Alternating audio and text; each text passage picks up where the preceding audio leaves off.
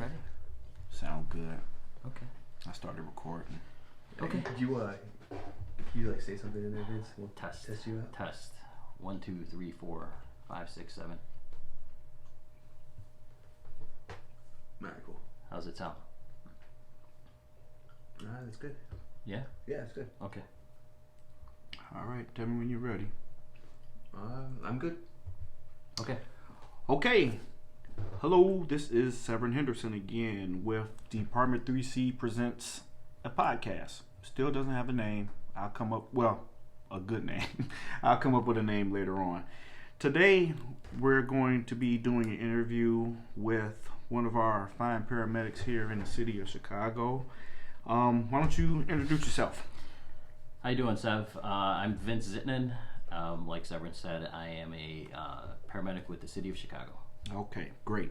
So, as we start every show out, just a little basic outline, tell you about the outline, who, what, where, when, why. Oops, I forgot why on the last one. Why and how. So, that's why we learn as we go. So That's all right. So we got who you are, but tell us a little bit more about who you are, Vince. I am I'm a 10-year veteran of the department. I work on the west side of Chicago, and it's just something I got into, and it kind of grabbed onto me and never let me go. Okay, so 10 years, that's a long time, and to especially be on the ambulance, that's an accomplishment within itself. Well, I think like most West Side medics who stay out there, it's more like Stockholm syndrome, or like battered wife syndrome. I think, you get into that and it kind of stays with you, and it's hard to leave. It kind of gets in your blood, It's kind of hard to let go, hard to not keep up with. Yeah.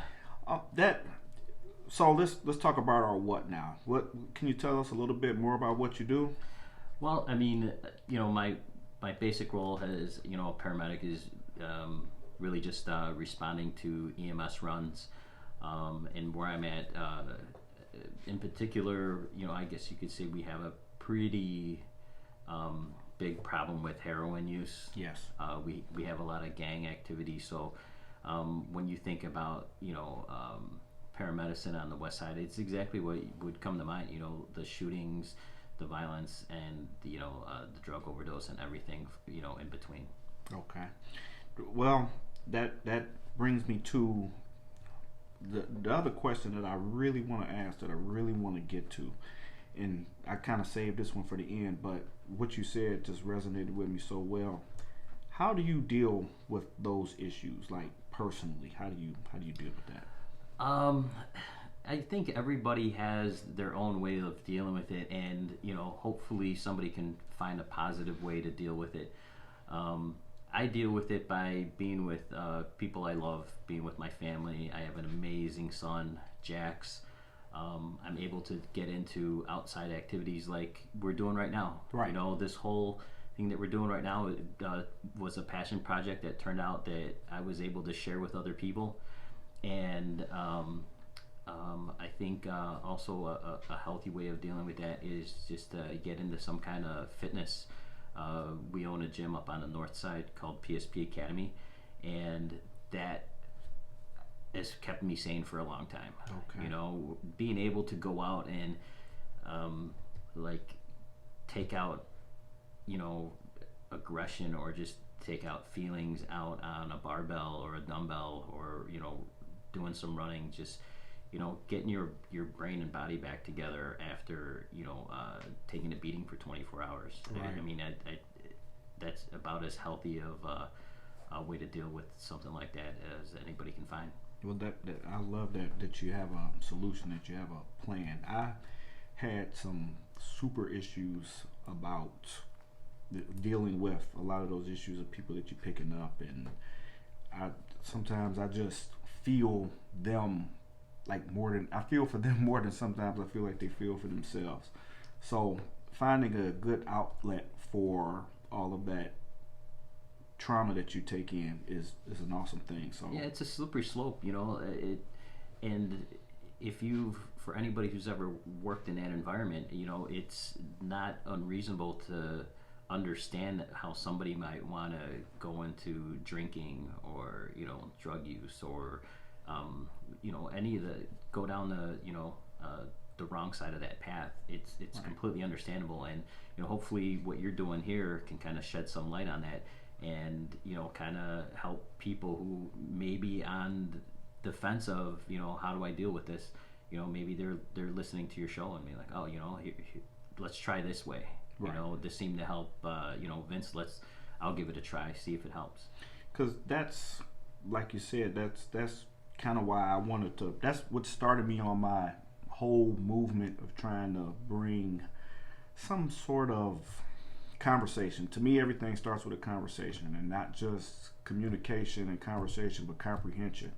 And like on the department, we had a lot of suicides for a rash, and Yeah, us and the police for Absolutely. like nobody can really put their finger on why, why but exactly? it just all of a sudden there just happened to be a unprecedented amount of suicides on both sides of the line there. Right. And I'm a big why person. Why is this happening? What can we do to help the situation, to ease the situation? And like I was saying, I feel like the only thing to do is talk about it. So I love your explanation of what you do to kind of deal with stuff. Other people, they just are cool, they calm, they collected, they got everything together. Things don't seem to bother them as much, but I know for me, I had a major issue. So I like to get that from people to see what they do, see if it's something I can. Well, I think that this is just my opinion. I'm not a psychologist or anything, but for somebody might be going through something right now and they don't even realize that they're going through it. Right. You're talking about starting the conversation. I think that if hopefully somebody's listening and they're like maybe something's going on with me because maybe I'm drinking a lot more, maybe Right. I'm sleeping a lot more, Mhm. maybe I'm angry all the time, and they don't know why. Right. And Right. hopefully that they can find out what's going on before it gets to the point where, hey, maybe I don't want to be here anymore. Yeah. And just to bring awareness to it is an important part. We can't fix a problem that we don't know is going on. Right. So let's get it out. Let's talk about it. Yeah, definitely. Let's what you were saying about having a conversation. I think if there was more people having conversations out there, I think that we wouldn't be in our current climate right now. Yes. Yeah. A lot of this can be solved with just having a conversation. Yeah. Just being able to communicate, and I think that we're really lacking that in just in general. There's no communication. One side wants to be heard, and they don't want to hear another side. They just want to get their message out, and it doesn't matter if their message is wrong, right? They're one-sided. Right. You got to have a conversation. Yeah. You want to be heard by somebody's side. If you're trying to communicate an issue and you're doing it in a reasonable manner where you're not hurting another person physically, you're not smashing somebody's window, taking their stuff, I'll stand shoulder to shoulder with you. Right.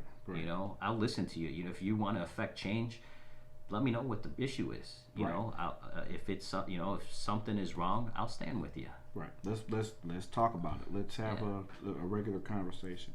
And even speaking of that, like the issues we have going on, and how I talked about before in my my intro episode, just the climate that we have going on in the country. A lot of people say, hey, it's just stuff don't matter, stuff that while that's fine and that's true and everything, do you think someone's going to listen to you if you keep tearing up their stuff?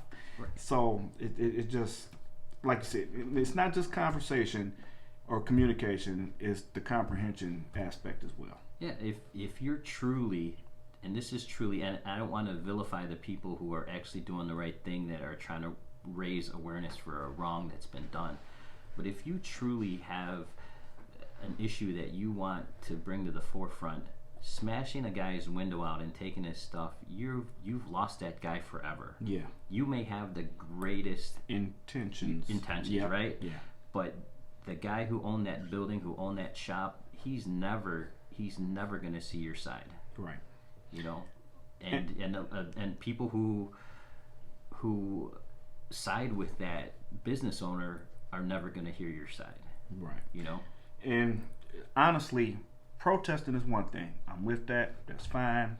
I'm 100% with that. But I feel like the other people are opportunists. Oh, 100%. 100%. They see, this the time to do it. This the time to get it done. Let's. Yeah, and I think it's our responsibility, just the same way it's everybody else's responsibility to see, you know, a bad officer doing a bad thing and not to vilify police departments as a whole. Mm-hmm. It's our responsibility to see rioters and looters and not vilify protesters. Exactly. Those are two separate things. Those. And so I think, you know, we have the inalienable right to protest and be heard, but when they take it to that other level where it's smash and loot, you know, your message is already lost. You've already lost that ability to communicate to anybody, and you know, it's really you're losing more value for what the message is that you're trying to convey. To me, it feels like you're discounting the overall message of what people are trying to get across. Oh yeah, at 100%. 100%. You're making a real, true issue just pale in comparison to stupidity. But let me ask you another question. So we spoke to that. Have you been anywhere, any particular calls? Like, this goes to the where part, as far as what's going on in the city right now? I mean, we both worked that one Saturday on the task force. Yes. I don't know about you, but that day or that night that we worked was the worst day of my career. Yeah. Right? It wasn't the worst day of my career was the blizzard, but we can get into that later. But that was up there. It was, if you can imagine working in actual Gotham City. Yes, that's what it was like. With no chance of Batman or Superman coming to help. Yes. That's what it was. It was truly, I told everybody that asked me, I said it was like a movie. It was like a movie, right? It was something they were burning I never cars. thought. Yep.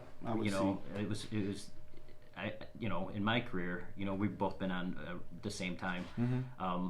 The worst day of my career, and for no other reason than, you know, we've seen violence, we've seen everything else, but what I haven't seen since I've been on is, for me, I've never, this was the first time that I was out on the lines with the police department and I felt unsafe. Yes. Here I am surrounded by hundreds of police officers and I feel unsafe. Yes. Didn't know somebody could throw a grenade at us or anything. And, you know, we were getting thrown, you know, we were having bottles thrown at us. We were having M80s thrown into the line. I mean, if at any point during the rioting, they could have overtaken us at will. It was just, you know, that they didn't. Yeah. And there wouldn't have been a single thing we could have done, you know, completely outnumbered. You know, I don't want to get into, you know, how I feel about the rest of that, but just personally, I felt unsafe and I still had a job to do. Yes. You know, we still have people to take care of, like you said, and cars, it didn't get real until we started responding to shootings. Yeah. We went on a couple of those as well. So yeah, that's when I was like, we really are unsafe out here. Yes. You know, it was a very, very scary situation, and people, just regular people that you wouldn't think twice about, walk down the street, look at you like, oh man, what are they looking at us for? So yeah. They pulled the hose off our rig, and as we were driving down the street, and I had to jump off and just not pack it, but put it back on top of the rig. I got half the crowd yelling at me. I got the other crowd cheering me, and the police are just yelling. It was, you had to keep your head on a swivel for real. It was not fun. Yeah, that was a long night for sure. Yeah. Right, that's the other thing, that we came in and worked the entire time. Like, at first it was decent, then after a while I was like, oh boy, this is something else. Were you at the fire at the camera shop? Yes. Yes. So did you actually talk to the old man who owned that place? I did. Yes. Wasn't that the saddest story ever? Yes, and he had that old camera in his hand. Right. The first camera. For everybody who doesn't know the story, the guy who owned Central Camera, he had been there for 3 generations. 1899. 1899. I yeah. remember the sign. Yeah. Saying. And so he lives across the street from Central Camera, and when the looting started, he went down and he actually said, I wanted to hit them with my umbrella. Like Yeah. these rioters and looters, the old man wants to go down and hit them with the umbrella. So he goes down there and has their physically still looting his store. He reaches in and he grabs an old camera. And what that camera represented was the first camera that his grandfather, who started Central Camera, which was a little like a block north of there originally. Yeah. That's what he said. That was the first camera that Central Camera ever sold. Yep.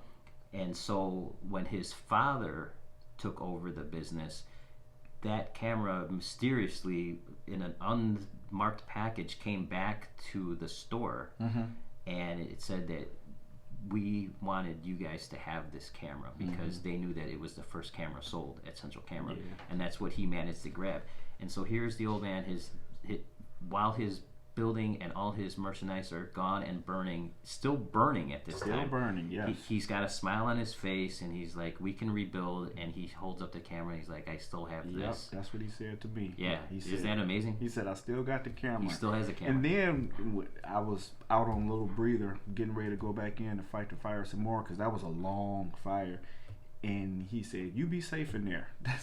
That was so compassionate to me, that his stuff is virtually gone, and he's telling me to be safe going in there. That was awesome. What he said was, all that stuff is just stuff. Yeah.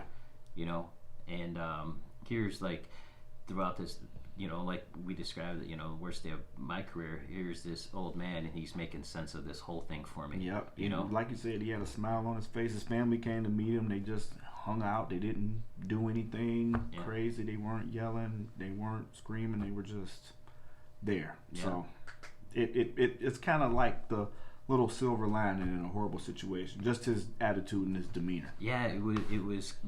I can't describe how comforting it was to run into that old man after everything, because you know we're down there and like we're on edge the whole time, and this guy, I meet this old man with a smile, and he's telling me it's just stuff, and I was like, all right, you know, I'm back to reality, you know, I'm back to normal, you know. Right. Well, those all great things. Let me get to a few more of my questions in my little mini outline I have here. So about 10 years, can we talk a little bit about how you came into the field overall? That's an interesting story. I don't even think, did I ever tell you? Yeah. Really? Yeah. I was actually bartending in Lincoln Park, and didn't have an idea what I wanted to do, and then just out of the whim I was like, I want to go be a paramedic. Okay. Didn't know anything about it. Took a trip down to Malcolm X College, and I just went up to found the EMS room or whatever, and I was just like, hey, I want to be a paramedic. They're like, it doesn't work that way. I'm like, I want to, you know, I was like, where do I sign up? I want to be a paramedic. They're like, well, you got to go to the EMT school first. You got to finish that, then you can go to paramedic school, and you got. So I'm like, oh man. So that's kind of how it started. There was no I didn't have any family on the job and anything like that. And at that time, I had no aspirations of being a fireman either. I didn't know anything about it, you know. It wasn't until, you know, we started doing my ride time and started really getting into being a paramedic that, you know, I was like, hey, you know, let's check out what it's like to be a fireman. Right. And, you know, in my early years of being a paramedic, I would run into these amazing firemen, you know, and we've had some amazing firemen on our own podcast, and when you hear these guys' stories, like the Kevin Casey's, right. You know, the Tim Walsh's and those guys, you're like, man, I wonder what it'd be like to be a fireman back in those days. You know, because you know, as a fireman yourself, you gotta admit, these are different times in the fire department. Absolutely, you know? right. And those guys were more cowboys, and you know, inherently, that atmosphere was a lot less safe. Yeah. But when you talk about how these guys went about their business, it wasn't as unsafe as anything else. You know, the equipment has changed, Right. way we do structural firefighting has changed, but still, you know, one of the quotes that I remember when I was going through the academy, you know, the most important thing on that rig is having a set of balls. You know, and that goes for men and women. Yep, That's absolutely. not a gender thing. And that's what we teach the girls that as well. The women as well. And definitely those old timers like that, man. Just to hear what like those guys were doing is, you know, and you can't help but to want to be a part of that. Yeah, absolutely. You know, right? Because they have some awesome stories, and yeah, like we were saying on another episode, just listening to these people and getting to meet these people, it's like sometimes they're bigger than life. Because a lot of people look up to celebrities and people they see on TV, people they listen to in songs. For me, it's always people that actually have done something that get the opportunity to hang around and learn stuff from. And not even like they're trying to teach me, it's just absorbing it. Yeah. I mean, we hold like celebrities and that in high regard for things that they pretend to do. Right. You have like, you know, all the guys in the military, all the people in the fire service, all the police officers that are out there living like and doing the, you know, there's undercover guys right now that, you know, are doing like crazy things that they make TV shows out of. Right. You know, and they make TV shows out of that stuff because it's exciting and cool. But there's people who actually live that. You know, there's like secret FBI agents doing crazy stuff. There's way deep undercover DEA guys that are like trying to infiltrate like cartels right now as we speak. Exactly. You know, Yep. and you know, we kind of like dismiss what those guys do, but a celebrity who plays that guy gets all the accolades. Exactly. You know, you hit the nail on the head. So let's talk about a few more things. So we got all those great questions. We kind of already know that one. Let's talk a little bit about the podcast. Okay. So tell me about Chicago's Bravest. So Chicago's Bravest Stories is a podcast me and a couple other buddies started a little over a year ago. It's kind of taken off, and it's kind of given us the opportunity to sit down and really like selfishly have a drink and talk to some amazing people who've had some amazing stories. You know, one of our second guest actually was Father Tom Mulcrone, who was our chaplain for the Chicago Fire Department for, you know, 37 years, I think it was. Yeah.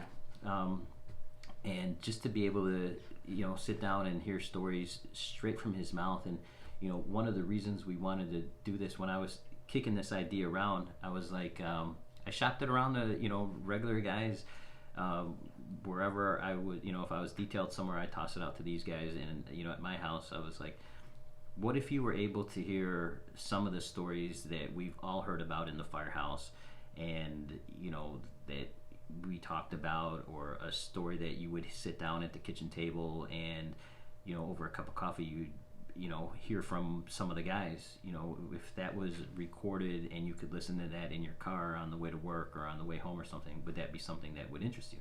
And everybody's like, yeah, I would love to hear that. Yeah. And so we just wound up finding a lot of people who had amazing stories. You know, our very first guest was a guy from Your Truck, you know, Jeff Rich. Yep. And, you know, we didn't have any clue of what we were doing, and I, you know, called up Jeff, and I'm like, hey, you know, we're thinking about doing this podcast. Would you come on and tell us about, you know, the day you fell out the window? And he's like, yeah, I'll do it for you. And I remember that. you know, and I was like, it was like amazing. And thank you, Jeff, for doing that, because without Jeff, like, we wouldn't have started a podcast. Yeah, that's awesome. You know, so it's just stuff like that, you know, and like the feedback we've gotten from that one in particular is like, you know, people take a lesson from that, you know, like, you know, Jeff fell out a window and he explained why, and, you know, a lot of people are gonna, you know, said that, you know, hey, you know, I'm not gonna stand up, you know, when I'm right. When you can't see, right? You can't see the floor. Shouldn't be stand up. Yeah. And you know, it was by no fault of Jeff's, and, you know, admittedly, Jeff said, you know, when my mask came off and you know, I stood up to fix it, and I was gonna stick my head out the window, he's like, you know, I made a mistake. Yep. And it's it just goes to show what a great and humble guy Jeff is, and he had a bad experience, but thank God he came out on the other side like pretty much unharmed. Yeah. For falling out the second window, landing on his back on top of an air conditioner. On top, exactly. But we've had like we talked about, we had Kevin Casey, who was one of the actors in Backdraft. Yep. And we've all know that he was in it, and but we never knew hey, how did you get that? How did you get that gig? Yeah. How did you wind up on there? Yeah. And if you know anything about that man in particular, that at that portion of his life beyond Backdraft is nothing compared to what his real life is. Exactly. Exactly. Yes.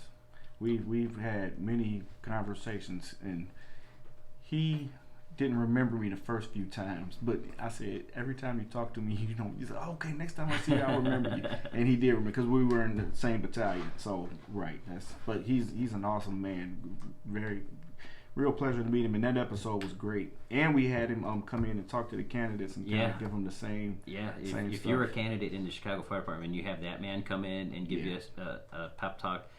I mean, you should go grab an axe and just start chopping things at that academy. It's awesome. And what's so funny is he came and he said Backdraft, and now it's like the kids don't even know what Backdraft is, which is crazy, right? Which is interesting. It's just something else. So if you want to be a fireman, especially if you get hired in Chicago, your homework is to watch Backdraft. It should be. Not Backdraft 2 though. No, that was the most horrible thing I've ever seen. Yes, what was up with that movie? And somebody paid for that too. I remember a guy saying, "I paid to see it, then I saw it on Netflix." Oh, I'm like, sorry.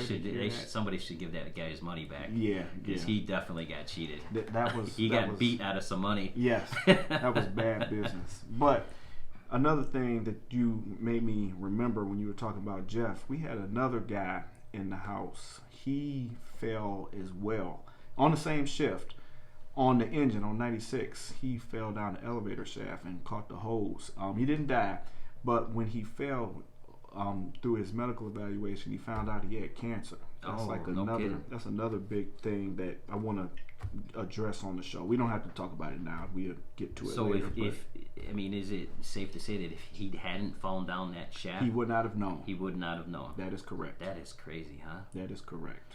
I mean, if you're not a spiritual guy before that happens, you gotta be one after, right? Yeah, that'll make you. So, that'll make you. And another real good guy. That whole house is just full of great people. But they both happened on the same shift, and you don't want to say it's good he fell, right? But it is good he fell. Yeah. I mean, something made that happen. Right. Something had a bigger plan for him. Exactly. So, but in our podcast, it's not just we don't just have firemen and stuff with Chicago Police or Chicago Fire Department, but we had Lieutenant John Garrido on, and did you listen to that one? I didn't catch that one. Oh, you gotta talk, because the story he told about this guy who tried to kill him. Okay.